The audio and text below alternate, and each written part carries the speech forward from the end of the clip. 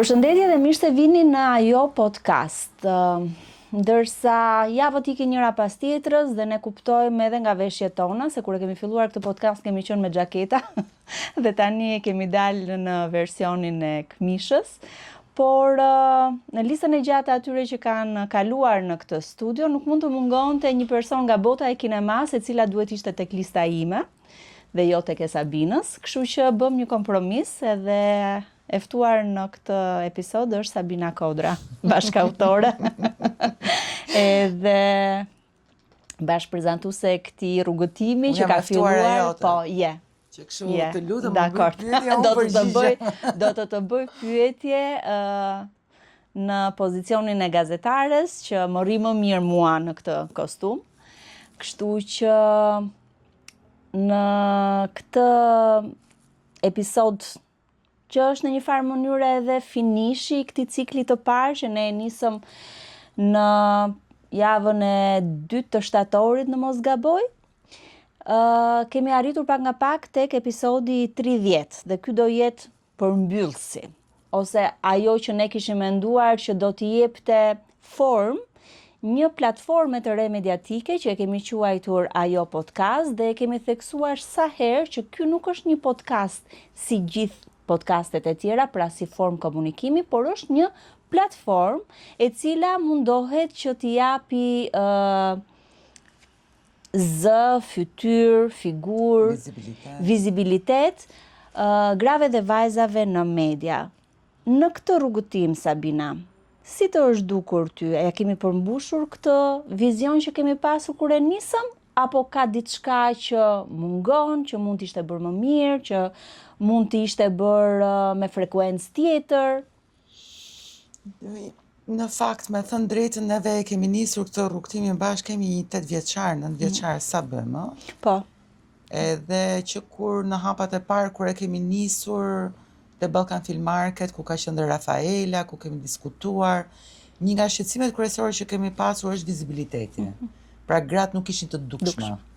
Ishin gjithmonë prapa, dhe në media, dhe në audiovizual, dhe duke i gati si kur debati shtroi në aspekt në ore ka gra, more ku janë këto gratë? Dhe fillimi i misionit ton ka qenë eksaktësisht ky. Gratë në audiovizual, gratë në media janë të dukshme. Thënë këtë, projekti Breaking the Mold, Shaping the Future, i mbështetur nga Bashkimi Evropian në partneritet me SAIDEF-in, besoj ka bërë një hap cilësor. Edhe këtë e them pa asnjë lloj kompleksi, pa asnjë lloj tutje, po, ka bërë një hap cilësor. Pra, ne kemi arritur në këto 3 vite, sidomos me këtë projekt, por edhe Ava në gjithë rrugtimin e vetë 8 vjeçar që ka arritur të bëj faktor të rëndësishëm gratë në media dhe në audiovizual. A ka vend akoma? Unë mendoj që kjo punë nuk shterron fare. Domethënë kjo është një punë e përditshme e jona, është një mision, stafi rritet ditë për ditë, njerëzit që besojnë tek misioni jon rriten ditë për ditë, njerëzit që na shkruajnë, njerëzit që na marrin në telefon, ty, mua. Dhe besoj, podcasti ishte një stacion.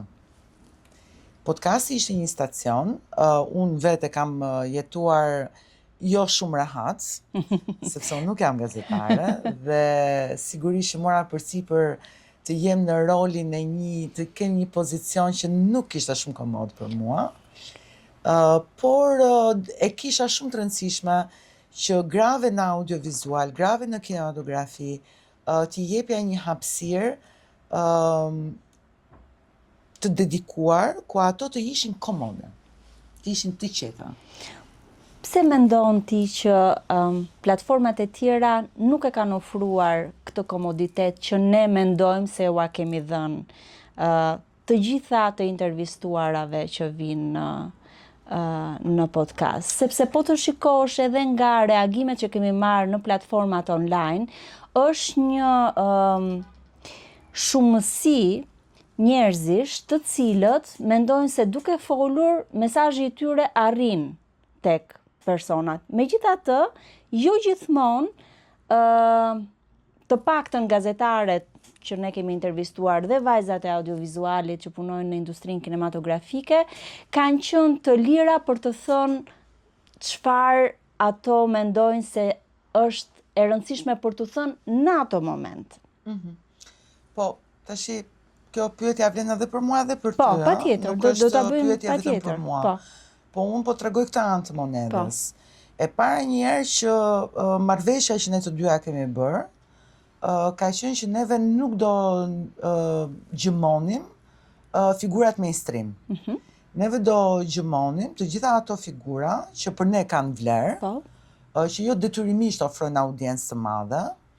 Ato duhet të ndiheshin në një zonë të sigurt, duhet ishin shumë rahat, që neve nuk do shpërdoronim besimin e tyre, neve nuk do shkëpusnim nga konteksti fjalitë të caktuara për t'i hedhur në rrjetet sociale për klikime. Jemi përpjekur shumë ta minimizojmë sa kemi mundur këtë gjë.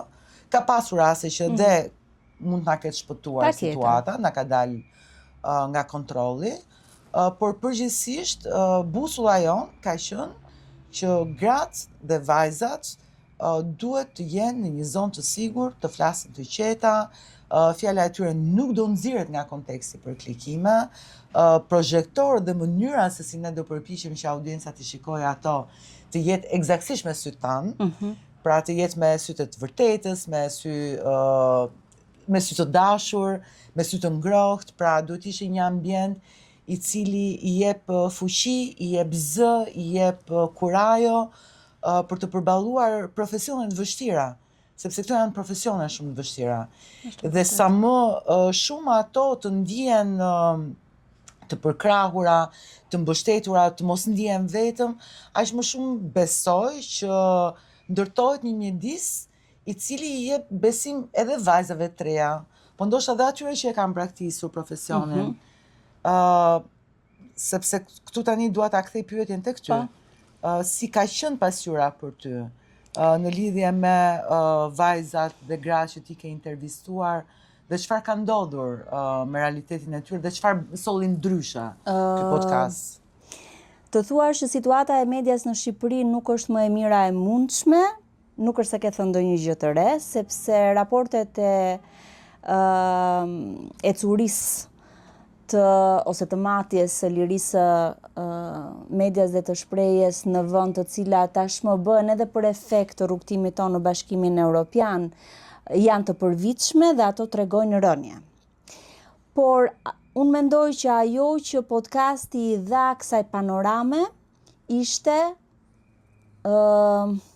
prapa shifrave ka njerëz, prapa mjediseve të pashëndetshme, ka persona të cilët, gra dhe vajza në këtë rast, bëjnë kompromise ndonjëherë me kosto shumë të lartë për shëndetin e tyre, për familjet e tyre, për shëndetin e tyre mendor, psikoemocional. Mos harrojmë që sot media zhvillohet në një mjedis online i cili është krejtësisht i parregulluar dhe është në një trysni e cila vjen ndryshe për gratë dhe ndryshe për burrat për shkak të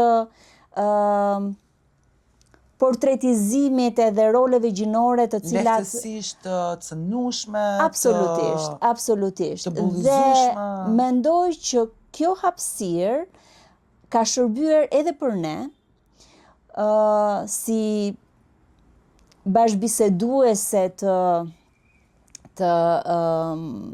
këtyre grave dhe vajzave që punojnë në media dhe që tani janë bashkuar në një strukturë të re që quhet Rrjeti i Grave në Media, por t'i thënë disa gjëra me emrin e tyre, pa ja hequr emocionin, por duke qenë të vetëdijshme që po i thonë në një platformë e cila ka përgjegjësinë edhe për t'i mbrojtur. Sepse ne duhet ta ndajmë me publikun që përveç kujdesit për të mos shfrytzuar momente pikante të jetës së tyre, të cilat në një situatë tjetër ose në një media tjetër që është komerciale do të ishte karemi i duhur për të sjellë mira klikime, ne jemi munduar që këto t'i mbajmë në kuadrin e bisedës së gjatë, sepse nuk mund të kuptohet një moment i caktuar jashtë kontekstit. pa Konteksti ndryshon kontekstin. gjithçka. Prandaj unë gjithmonë kur kam bërë edhe një lloj, si me thënë, paraqitje të episodeve, kam thënë dëgjoni 30 minuta në një botë që vrapon. Nuk mund të marrësh esencën e një jete 25 vjeçare, 20 vjeçare, 15 vjeçare të jetuar në gazetari, në kinema, në audiovizual, nëse ti dëgjon vetëm 50 sekonda që ti nxjerr vetëm për të tërhequr vëmendjen rreth temave për të cilat është diskutuar aty. Kjo është pjesa e parë dhe unë mendoj që podcasti ajo dhe ekipi e ka arritur këtë gjë. Pjesa e dytë është që nëpërmjet kësaj platforme ne provuam në vetë të parë çfarë dëmi bën gjua e urrëties online dhe në rrjet, sidomos kemi qenë. Dhe sidomos për gratë gazetare, sepse Jo vetëm. Për gratë në jetën publike. Jetën publike. Gjatë këtyre 6 muajve, ne kemi pasur mundësi të shikojmë edhe si ka lëvizur ky mjedisi, me inteligjencën artificiale, me fake news, me dizinformacionin, por sidomos me ato që quhen fushata të shënjestruara për t'i bërë gratë aktive në jetën publike që ta ulin zërin e tyre edhe të mos jenë të zëshme për atë që nuk shkon në mjedis. Duke i sulmuar? Patjetër. Dhe në mënyra të tërthorta, dhe për portretin e tyre, për trupin e tyre, për gjërat që nuk kanë asnjë lidhje me çfarë është duke folur gruaja në atë moment. Dhe këtu vjen modeli që ne kemi krijuar me ajo podcast dhe që unë e shikoj tani në fund të ciklit të parë. Modeli është që personat që t'i fton për të bërë një kauzë publike, për t'ju bashkuar një kauze publike, siç është ajo për t'i bërë gratë dhe vajza të dukshme në media, për të nxjerrë sfidat që ato kanë, për ta përmirësuar mjedisin ku ato veprojnë dhe japin kontributin e tyre, sepse në fund të ditës gazetaria, por edhe kinemaja si pjesë e kulturës nuk është thjesht një punë, është një mision. Është një mision dhe njerëzit që merren me këtë lloj profesionesh për mua janë asete kombëtare dhe duhet të mbrohen nga publiku, sidomos për këtë pjesën e imazhit të tyre. Dhe pse them që ajo podcast krijoi një model, sepse neve jemi duke i thënë publikut që kontenti, përmbajtja që ti krijon online, nuk lihet e pa monitoruar dhe ti e nxjerr në seksionin e komenteve ku të tjerët mund të sulmojnë lehtësisht dhe të vënë në qendër të sulmeve të tyre, shpifjeve, ofendimeve, pa baza. Që duhet themi që situata është lemerisëse, është në kufit e denigrimi, patjetër, është në kufit e një emergjence kombëtare për ta rregulluar këtë pjesën e që quhet siguria e gazetarëve, safety of journalists, në një farë mënyre.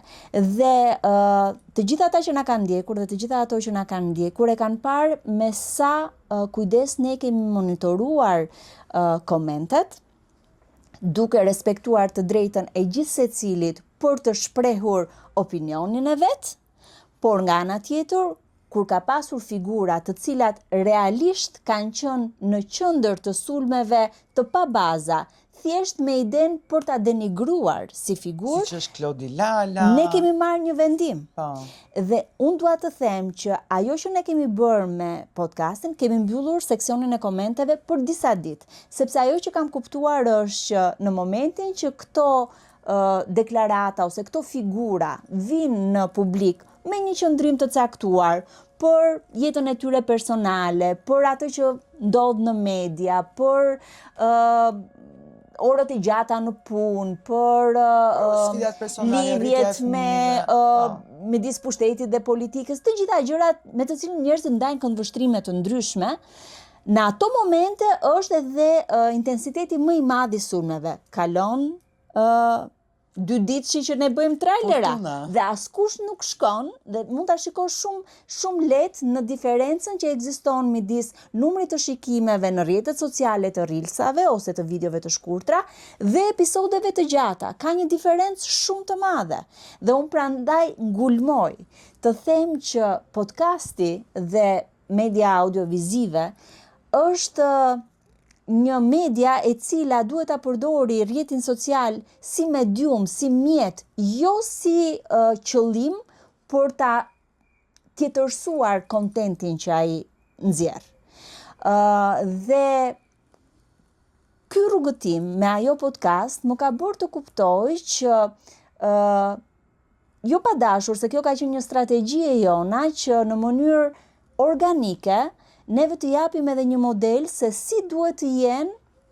Dhe si nuk mund ta keq përdorësh besimin, fjalën, rrëfimin e një njeriu i cili vjen me zemër në dorë dhe flet, i qet, i mbrojtur, dhe ti imagjino ta marrësh tani, ta nxjerrësh nga konteksti dhe ta hedhësh në oqean të peshkaqenët dhe ti thuash hajeni tash se s'ka problem. Kjo nuk ndodh vetëm në rastet kur njerëzit kanë opinione negative, por edhe kur ato mundohen që të kapen mbas momenteve emocionale, siç mund të jetë humbja e një fëmije, për shembull, siç na ka ndodhur me rastin e Sion Akonomit, ose për shembull kalimi një situate të rëndë shëndetësore, siç na ka ndodhur me Vali Qyrfyçin, por ne jemi kujdesur që këto emocione, të cilat mund të jenë të zakonshme për shumicën e njerëzve, të mos t'i bëjmë spektakël. Dhe të mundohemi të ruajmë dinjitetin dhe respektin për atë që kanë kaluar pa shkuar në kufit e mëshirës ose të asaj ndjenjës që është ndonjëherë falso, thjesht për të shprehur mbështetjen për një situatë të caktuar, ti e mbush me komente të cilat në fund fare më duket sikur e rrësojnë të gjithë pjesën tjetër. Pra ajo që kam munduar të bëj me menaxhimin e këtyre episodeve që i kemi nxjerrë dhe në YouTube, dhe në Instagram, dhe në Facebook, edhe në vetëm në TikTok. Jemi në TikTok, okej, dakor. Po ne nuk kemi TikTok, prandaj nuk e di. Okej. Është që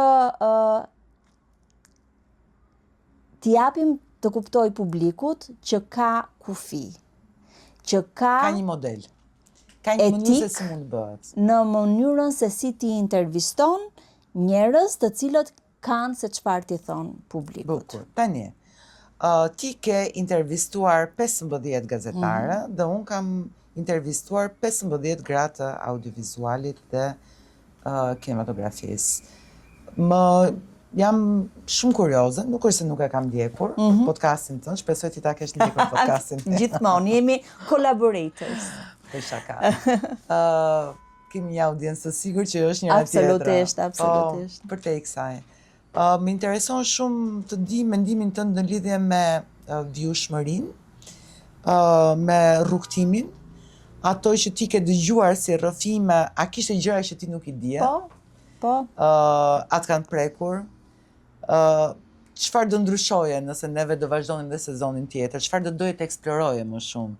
Cila ka qenë ajo gjë që neve nuk arritëm dot ta konsumonim në këto 15 episode dhe kush do mund të ishte një vizion interesant dhe rrugtimi që duhet të merrte rrëfimi i grave në media, sidomos i grave në media, sepse mendoj që është i pakufishëm, sigurisht duket sikur ato kanë sfida të përbashkëta, po sa të përbashkëta dhe të njëjta në dukje, aq edhe të ndryshme dhe prekse janë në të njëjtën kohë, për mënyrën se si secila prej tyre i jeton, i përjeton, i përthyen, dhe unë mendoj që kemi zbuluar një univers. Absolutisht. Në këto Nëse do ta merrnim fjalën platformë, jemi tek P-ja, që është pika.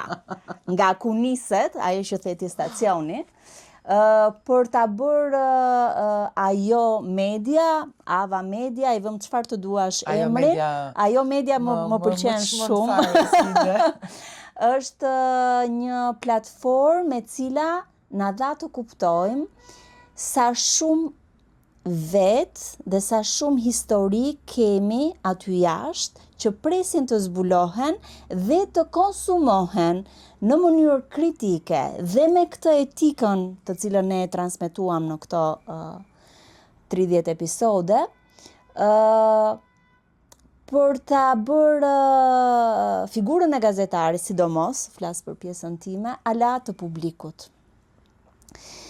Edhe unë kam mësuar për shembull me dhimbje që situata në të cilën unë kam lënë gazetarin në vitin 2001 nuk ka ndryshuar shumë për sa i takon pjesës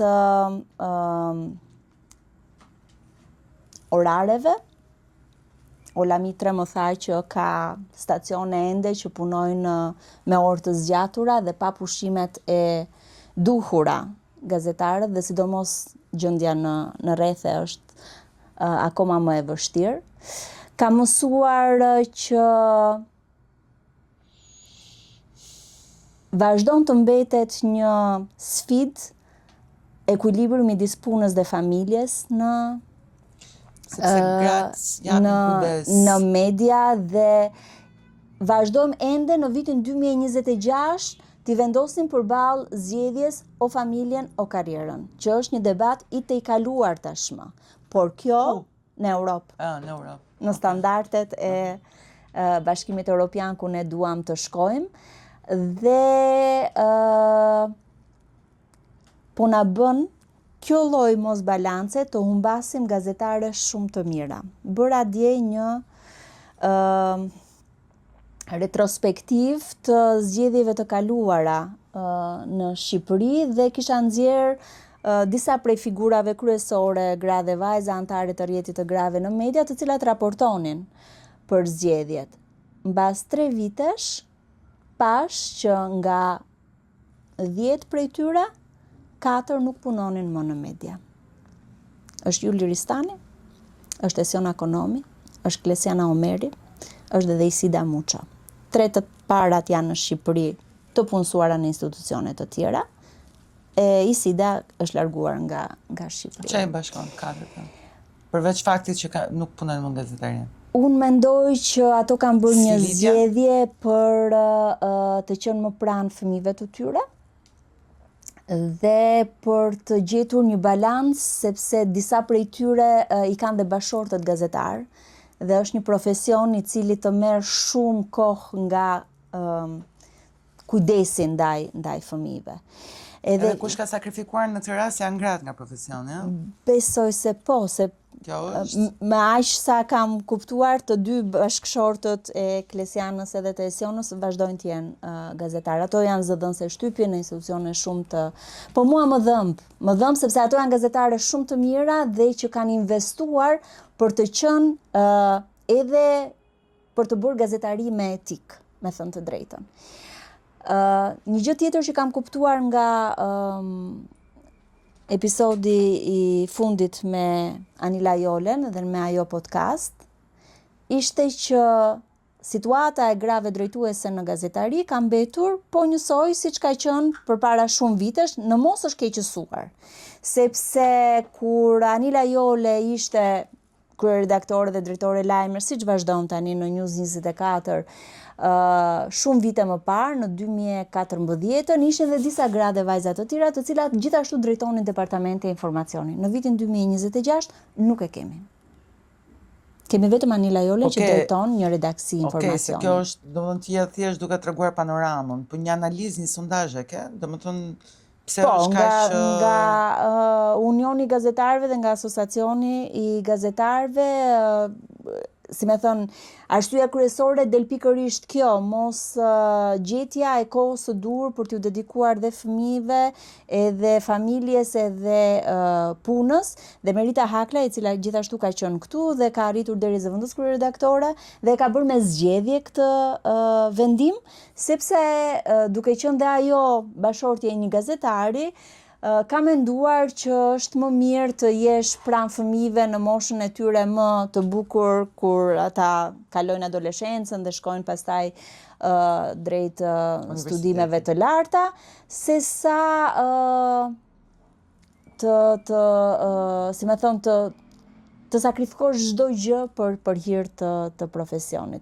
Dhe kjo është diçka që më dhëm, pastaj detaje ka plot, për shembull fakti që Vali Qurfyçi ka punuar deri ditën e fundit shtatzanis, edhe ka shkuar praktikisht mbasi ka raportuar për të lindur, ose Merita Hakla i ushqente fëmijët e vet në makinë, ja sillnin kur kishte pak kohë nga edicionet e lajmeve, ose Aurora Sulçe, ose... Pra, Bona, do me thënë, realiteti gazetarëve në Shqipëri nga viti kur ti e ke lënë 2001, dhe jemi në 2026, praktikisht nuk është se nuk ka ndryshuar. Mua më duket se ka ndryshuar, po për keq. Po? Do me thënë, gratë nuk është se kanë më shumë të drejta, nuk është se leja lindjes funksionon, nuk është se janë më të mbrojtura, nuk është se redaksia ka politika gjinore, mbështetëse. Pra jemi në një realitet ku grave të cilat dalin në terren, grave të cilat duhet të punojnë si gazetare, praktikisht janë totalisht e ekspozuara ndaj një sër sulmesh. Dhe janë shtuar dhe sfidat e online-it. Dhe kam përshtypjen që të gjitha gazetarët, sidomos ato të cilat kalojnë një 10 vjeçar apo 15 vjeçar në redaksi apo në terren, vjen një pikë që lodhen dhe raskapiten aq shumë sa që dhe dashuria për profesionin zbehet deri në atë pikë sa që atyre nuk i vlen më profesioni. Dhe këtu lind pyetja çfarë mund të bëhet, çfarë duhet të bëjnë. A duhet të ndryshoj ky realitet për këto gazetare? Po, unë mendoj se po, duhet të ketë një ndjeshmëri më të lartë.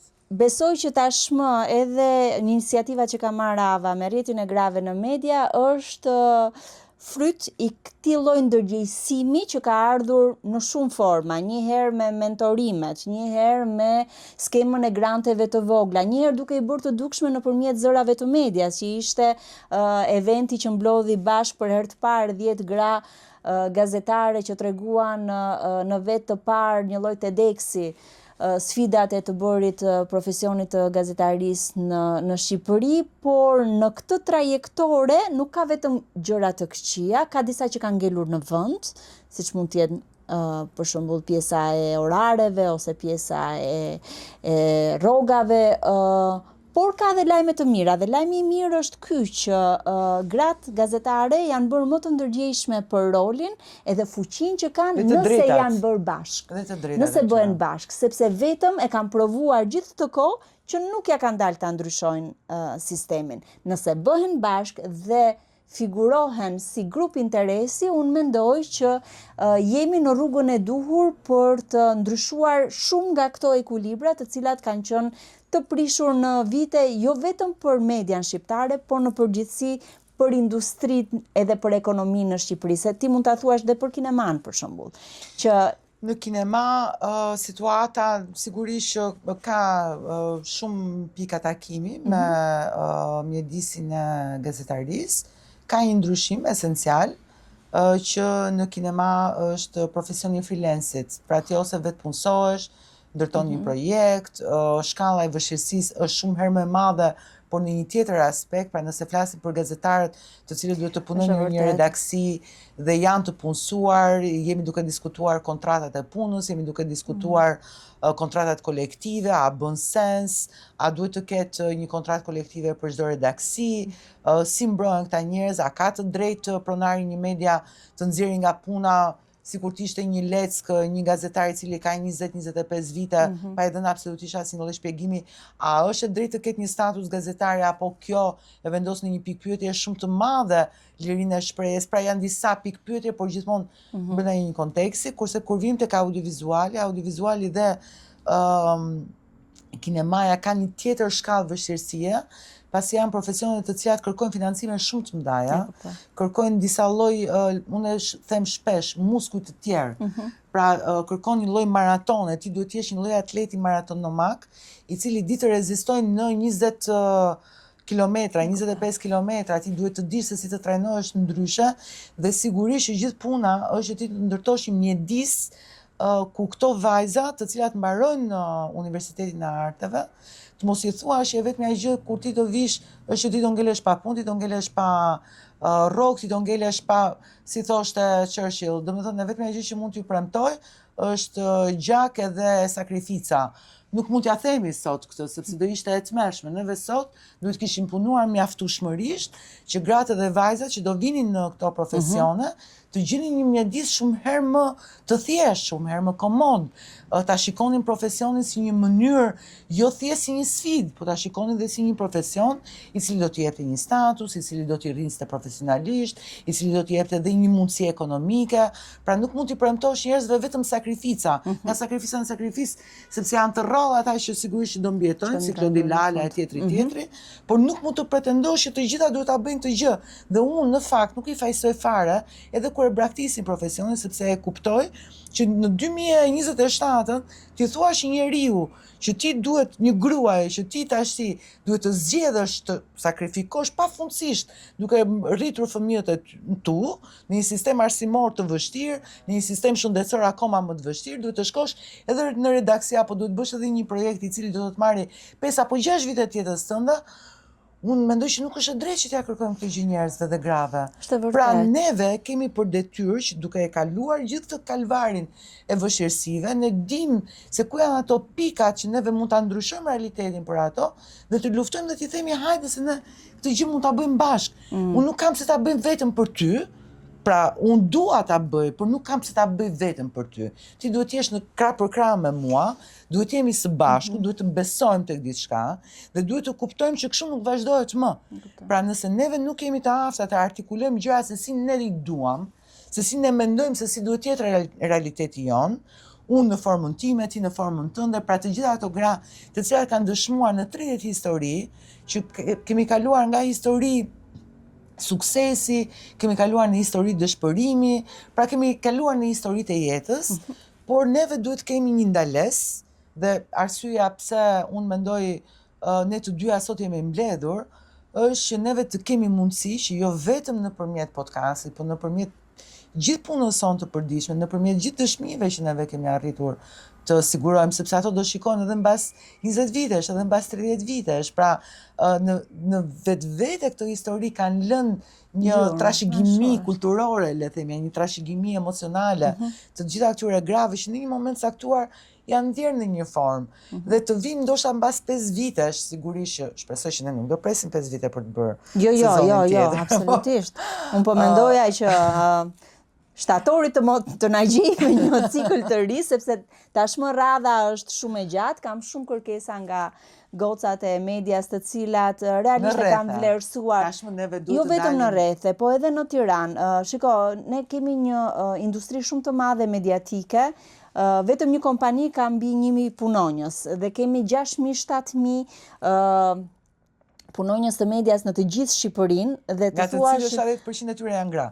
Dhe të thua që me 30 e kemi çelur si parin, por e di që ka shumë vajza dhe gra të cilat duke parë ajo podcast, ndoshta dhe janë frymëzuar për të treguar historitë e tyre, që jo domosdoshmërisht janë të gjitha histori suksesi, por janë histori force, janë histori të vërteta.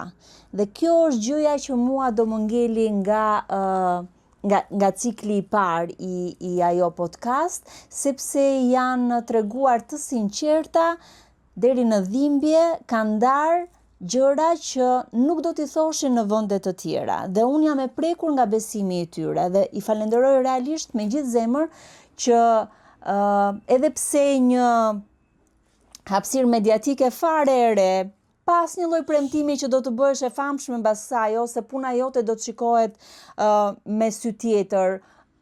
Jam e prekur edhe nga modestia e tyre, sepse kur unë mundohem që t'i shpërndaj videot e tyre dhe i them të paktën shpërndajeni tek profilet tuaja ku lajmëroni për gjithçka tjetër vetëm për veten tuaj jo, dhe i shikoj që janë shumë modeste, domethënë e pranojnë këtë lloj profili publik me shumë përulësi dhe mendoj që janë model shumë i mirë për të gjitha ato që ndoshta e shikojnë profesionin të vështirë, por të domosdoshëm.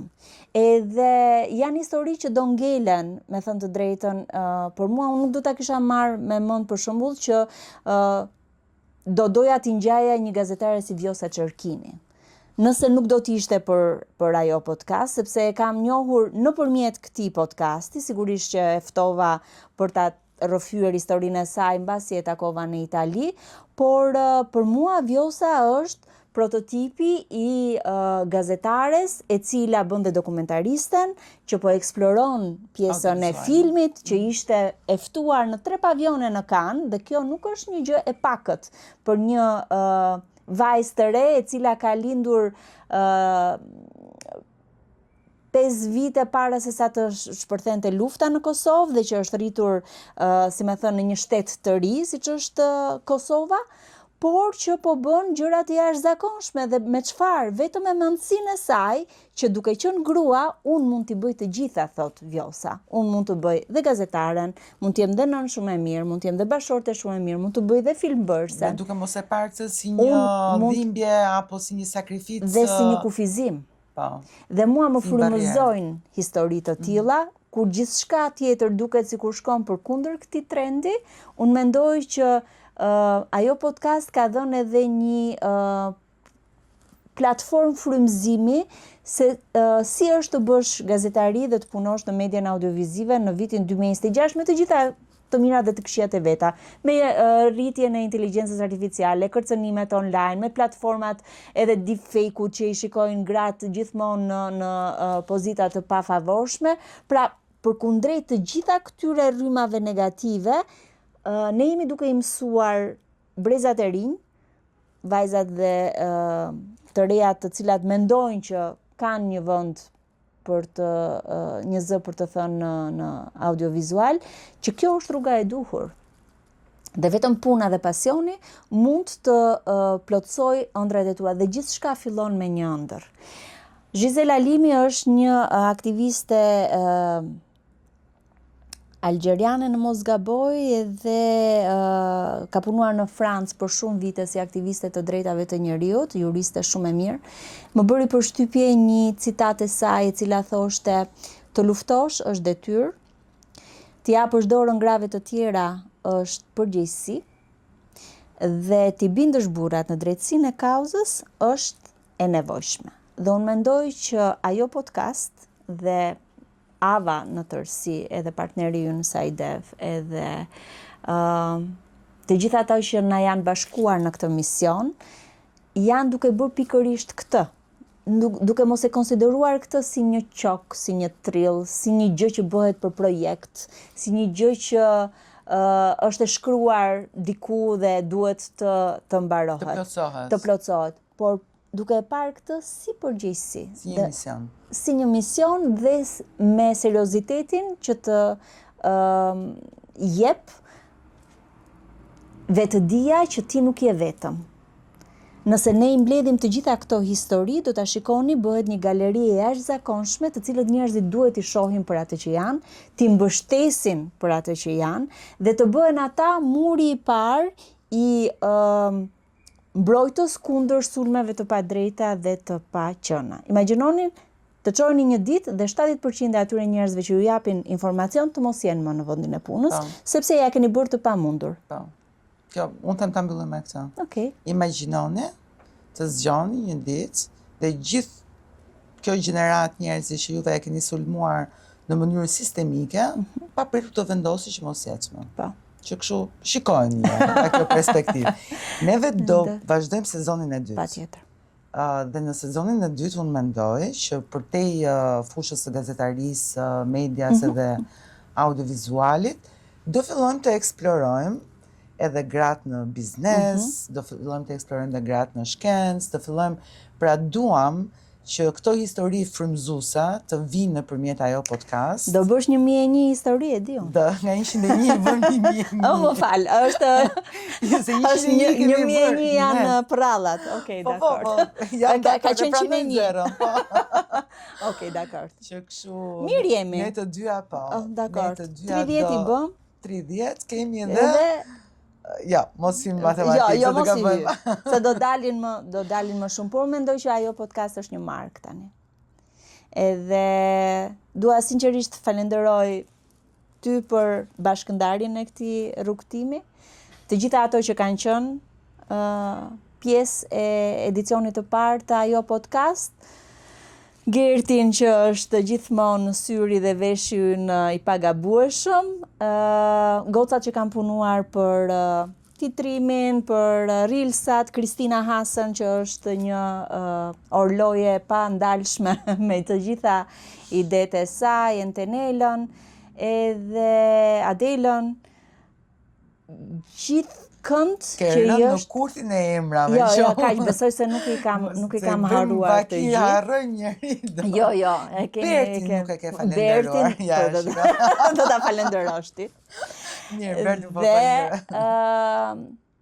Dhe të gjitha ata, të cilët e kanë çuar numrin e shikimeve të produkteve që ne nxjerrim, se nuk është vetëm ajo podcast, por të thashë, ajo media ka për të bërë një gjë shumë e madhe. Edhe kur e nisëm ishim diku në kufite 800.000 subscriber, ose të regjistruar në platformën tonë. Tani kjo shifër ka shkuar në maksimum dhe unë dua të besoj që ajo podcast ka qenë një faktor i rëndësishëm për ta kriju këtë komunitetin që unë them që masën kritike që bën ndryshimin. Po, masën kritike, kjo është. Masën kritike që bën ndryshimin. Valdona, të falenderoj, je e mrekullueshme, pa ty Ava nuk e di se ku do ishte. Këtu. Që kështu. Po këtu do nuk e di se si. Okej. Që kështu nuk po i shtroj falenderimet që ti bëre, se të kemi dolli bash, që kështu. Mirë. Shumë faleminderit për deri në shtator unë them të falenderojmë audiencën. Patjetër. Ti ke atë momentin kur i drejtohesh deri në shtator? Po, dhe unë i them për të gjithë ndjekësit e këtij podcasti, shihemi në episodin e radhës. Deri atëherë mirupafshim.